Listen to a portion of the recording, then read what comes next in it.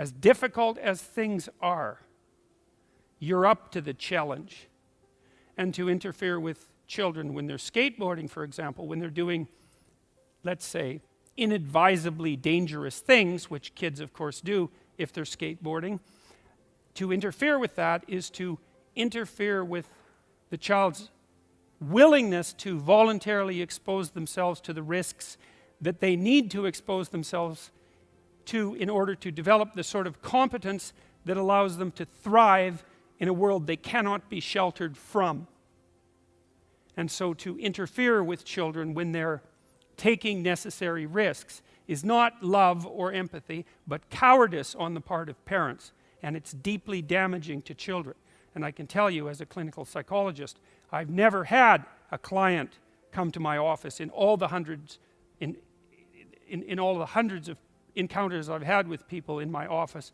I've never had a client say, "My parents made me too independent."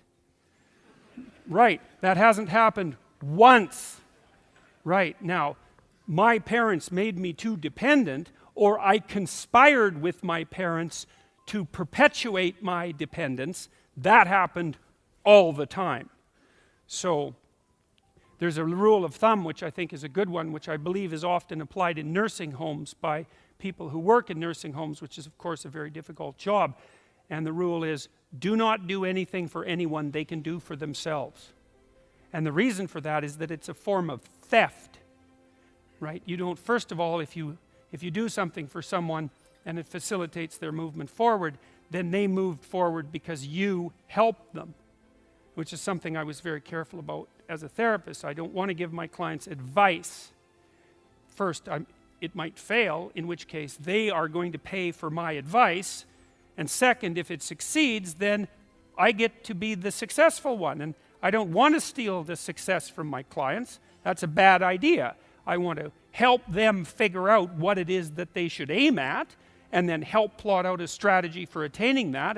But I want to ensure that it's their destiny, not something I'm imposing. And of course, the imposition of that sort of thing is the hallmark of a bad, I would say, therapeutic relationship, but also a bad relationship, period.